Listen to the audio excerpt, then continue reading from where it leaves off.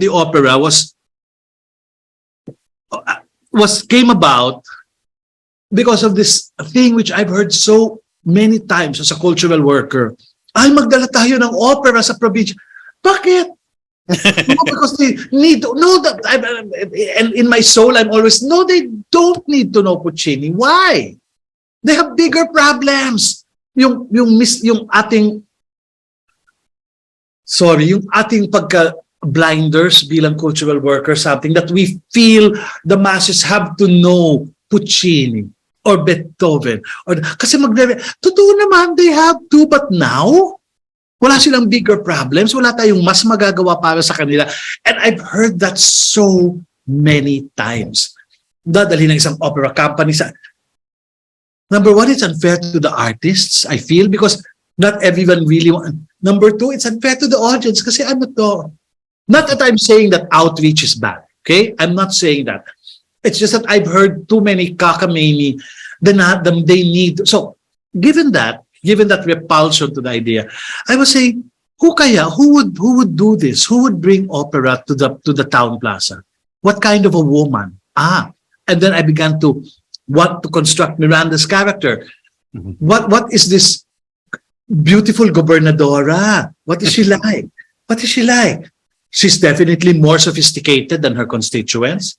She definitely grew up in a world of power brokerage. She definitely grew up, pinaalis ng mother niya, mag-aral ka sa Paris para hindi mo malaman kung ano yun. And then she comes back to, so suddenly Miranda, a very beautiful woman, her heart is in the right place. She knew she was a pawn in a loveless marriage, but she had to do it because, well, family. So there you have the tenuous balance of politics and family, which is something that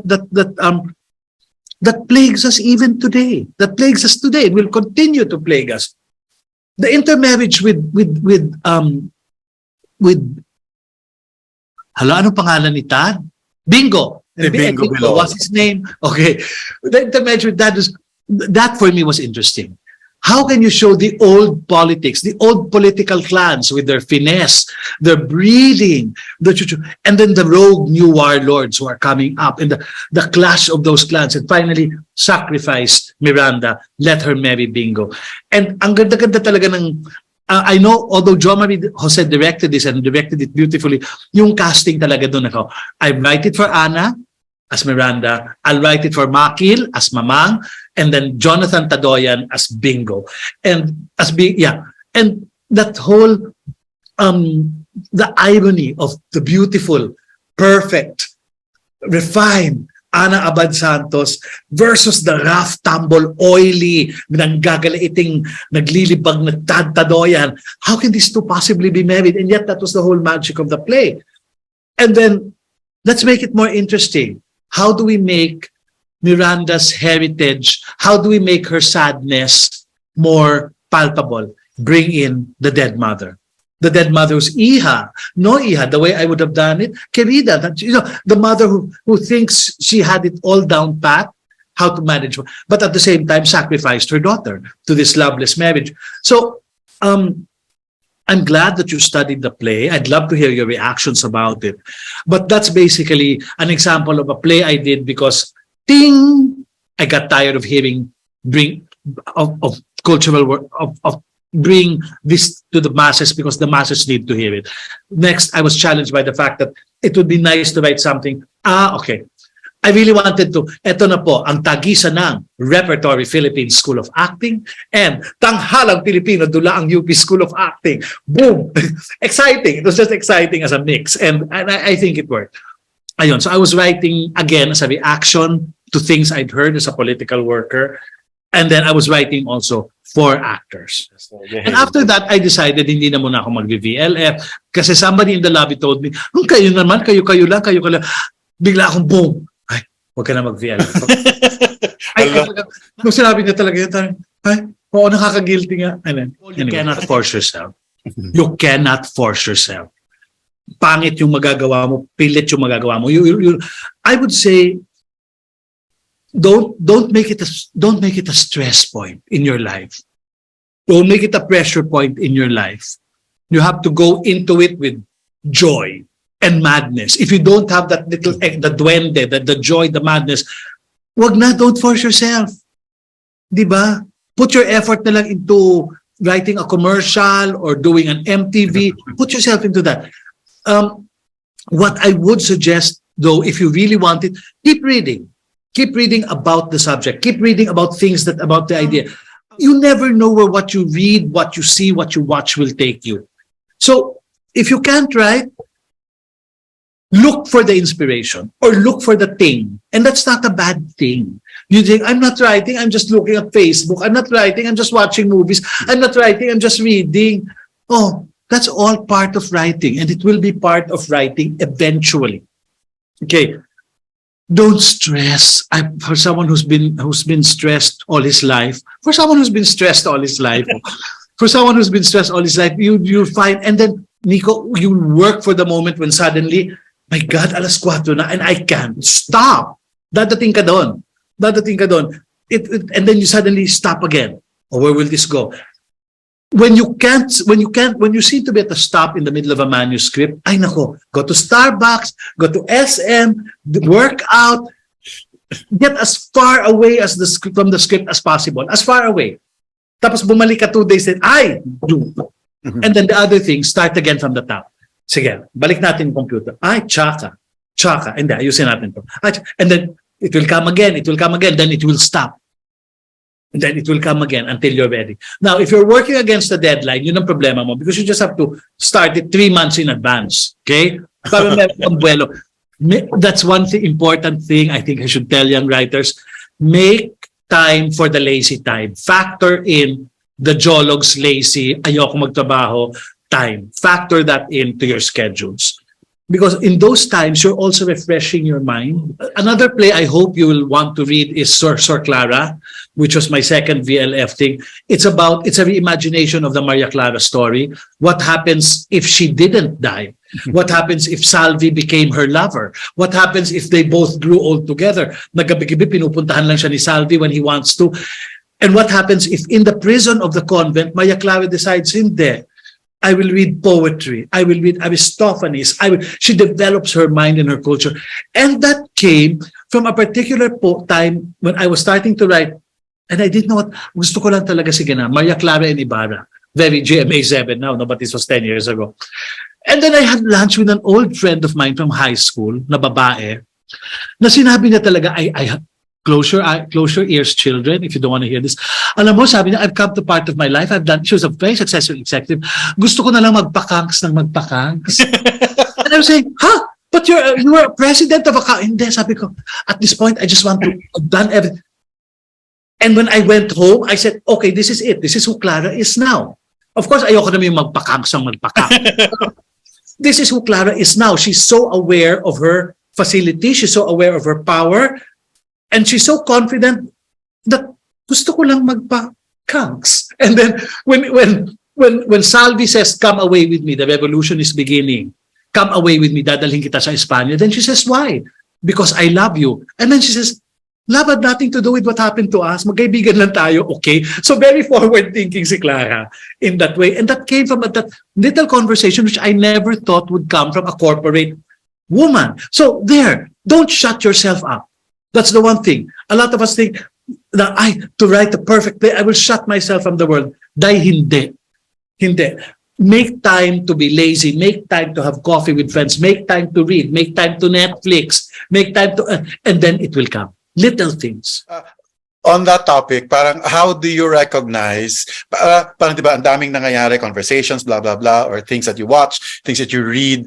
Parang sa ikaw, how do you recognize na something might work on stage, or parang this idea, this line, this conversation that I have, paano mo siya nare-recognize na posible itong maging germ of a something for the stage? Your heart will tell you. Your heart and your years of experience in the theater will tell you. Pak! Cute ito. Ayun na, yung line na, sorry, I'll repeat it again. Gusto ko lang magpakanks.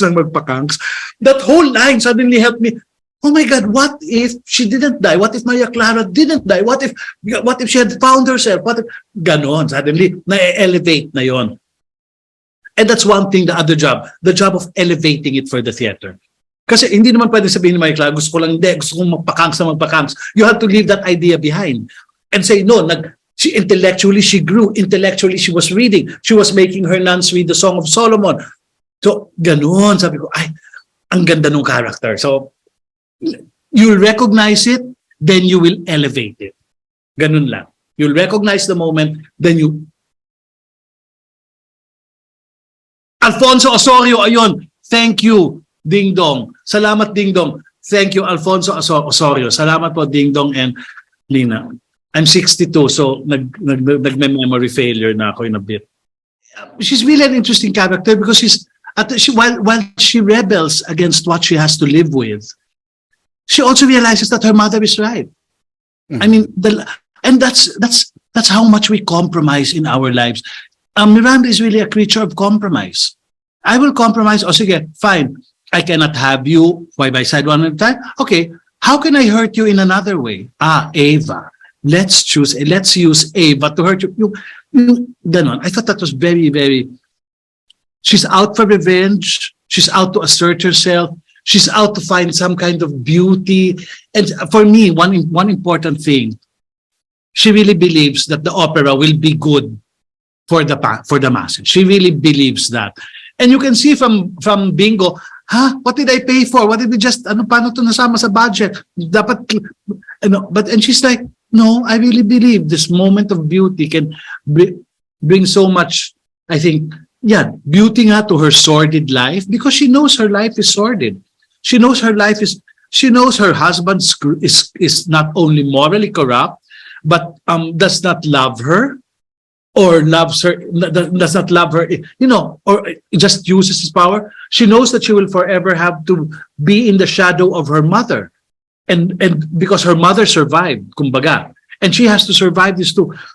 So, while holding on to this idea of beauty, she's also finding ways in which to rebel and at the same time to keep the money, di ba? So, I thank you for seeing her complexity. Or can you make a career out of playwriting? No.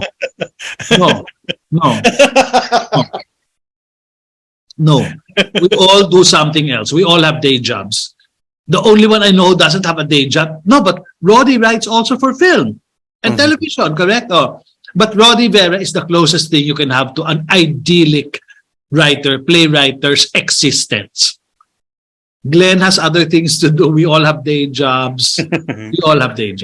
There's a no. No, there's a no here. Okay. Luna. Yeah, Luna. Oh. Luna, no. Hi there. Yes, definitely not. Luna is, of course, also very established playwright on her own. Tell us about it, Miss Luna. Can you make a living? No, definitely not. Okay. Definitely not. I survive on, kung playwright lang, di pwede. So we do other things. I do marketing, PR, ADP, corporate events, the whole shebang. Yeah. So when they ask me what do you do for a living, I'm a pen for hire. Excuse me, a computer for hire nowadays. Oh, diba? correct. Kasi strike anyway eh. Kahit ano, can you write me nowadays I'm working on a children's storybook, diba? Another adaptation in the works, an original musical. So pero yung sa lahat ng yon, gagawa ko ng 2 events. Mas malaki pang kinita ko sa 2 events na yun kaysa sa 2 musical na ginagawa ko. Correct. Diba?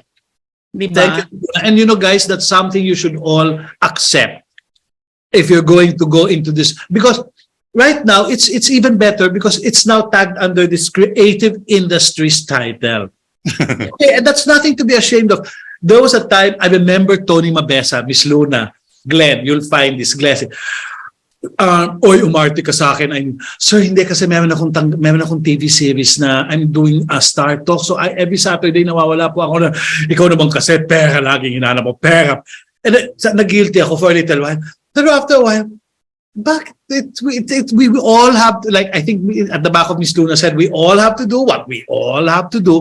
And somehow that work pays for the luxury to shut yourself and write a serious play. Ganun na talaga ang mundo eh. Ganun na talaga ang mundo. You guys, maswerte si Glenn. He's able to keep it in the realm of the academe. And that's very maswerte for me because you're protecting yourself. Gumawa kayo ng and this Miss Luna will know, gumawa kayo ng events with corporate clients who always say, I want you to think out of the box at chuchu. You give them something out of the box, ang ending nyo, super traditional ang staging ng mga events nyo. You work with that kind of stress. And then and that's it now. You work with that kind of, in a sense, it's not bad because you work with that kind of stress. You work with corporate people who have demands, you work with deadlines, and then suddenly you come to the freedom of writing a play.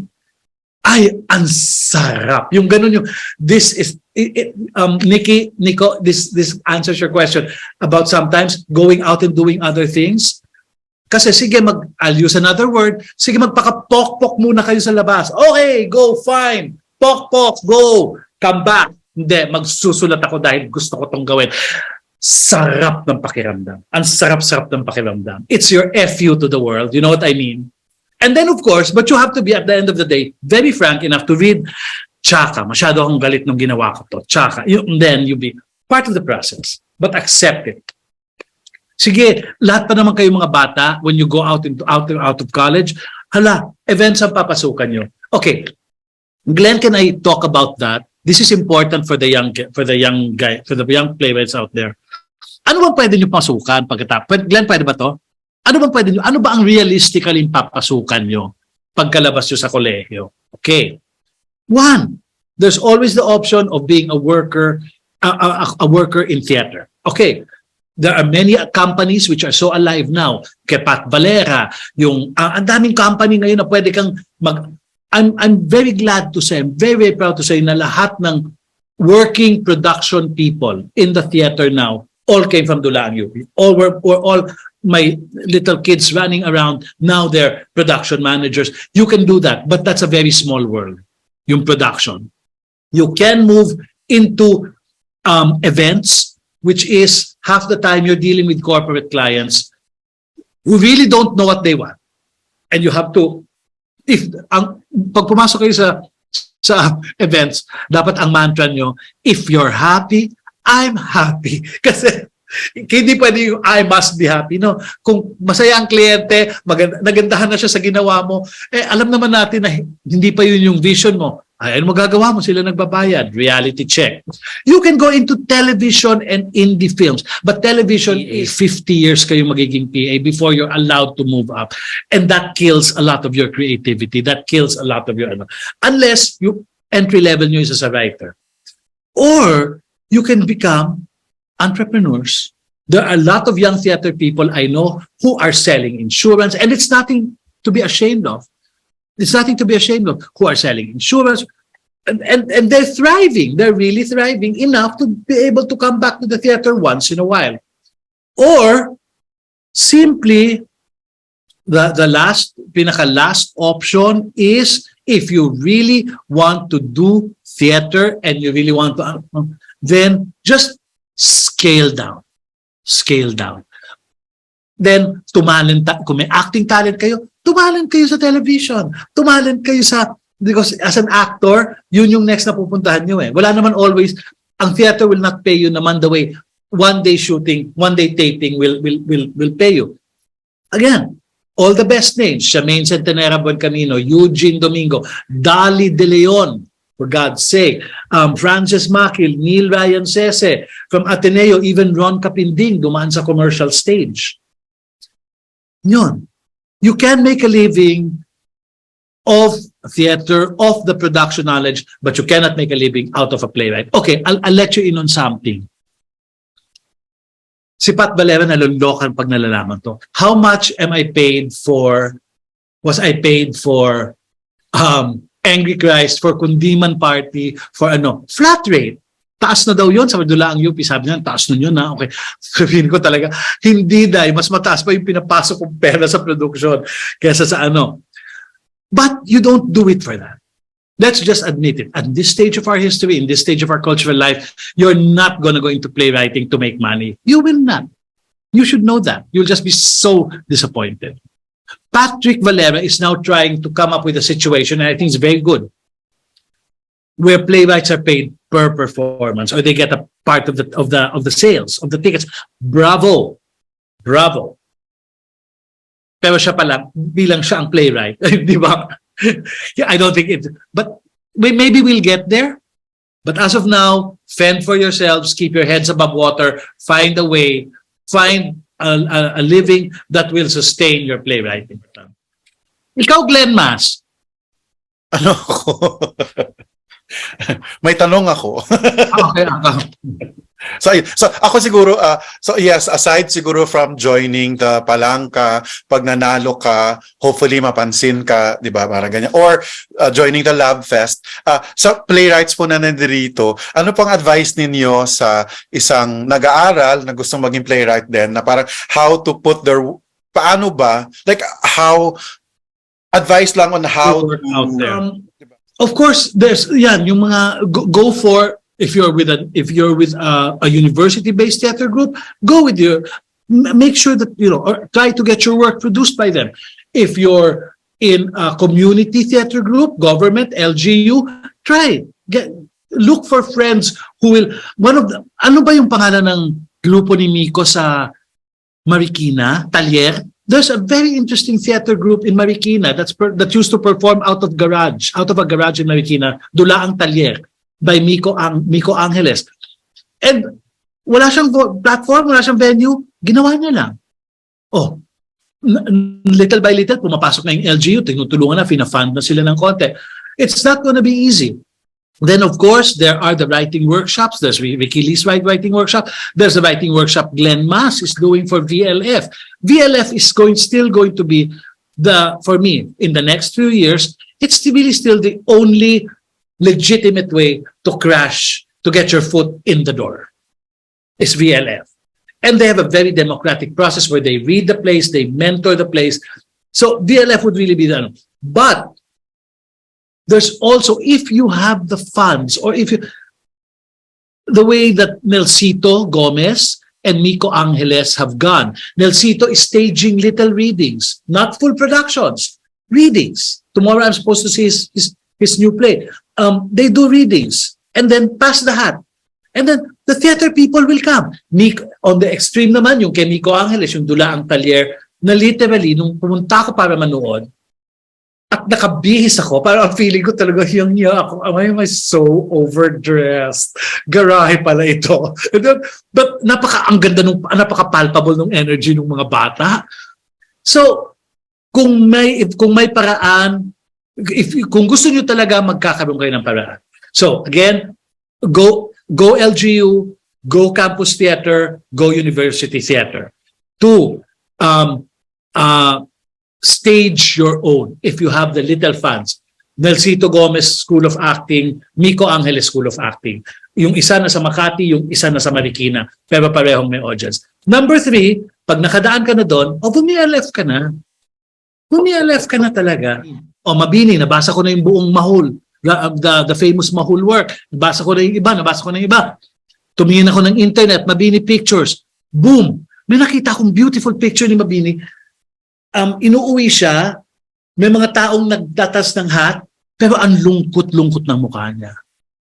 And I said, this is it. This image is what I want the play to be. A man who wants to come home, who realizes that all I fought for in my life, all I fought for in the Philippine Revolution, gone with one signature. I pledge allegiance to America. Pak! Kaya ang lungkot ng pes ng lolo mo. And then from that picture, there, now we can create. That's what I mean. Sometimes in history plays, pull yourself away from the source material. Pull yourself away. Look at other things. In Atang, there's no mention that a young starlet, that Mother Lily ever wanted to produce a movie about Atang de la Rama. But I was thinking, how interesting if yung little things like that. You work on history, and then you embroider and you look. But at the same time, your heart will tell you naman fume-fake news na ako. Your heart will tell you, fume-fake news na ako. Your own integrity as a playwright will tell you kung overacting ka na dahil hindi. Wag. Rewrite, rethink. It's timpla It's the timpla. the timpla of what is yours and what we know historically. What do we know historically has happened? For me, the question is, what could have happened given the historical basis? I owe a lot of my career to Tony Mabesa because he directed my first 2 plays, then Alex, and then, of course, right now, Dexter. The world outside is so, the pressures of mounting a play are so big and are so sometimes so unnecessary that sometimes it's really just this kindness, this consideration for those who've come before you, for those who are coming after you. Yung consideration na ganon, yung feeling mo na ganon. It's very easy for senior playwrights to say, hindi, kasi ako si Anna Wintour. But otherwise, it's such a small community. Kindness, communication, consideration for others. After all, the younger ones will be stars one day. Will all be forgotten, di ba? They'll be stars one day. So, kindness lang. Consideration. Sabi nga ni Tony Mabesa sa akin dati, wala kang utang na loob. And that stuck to me also.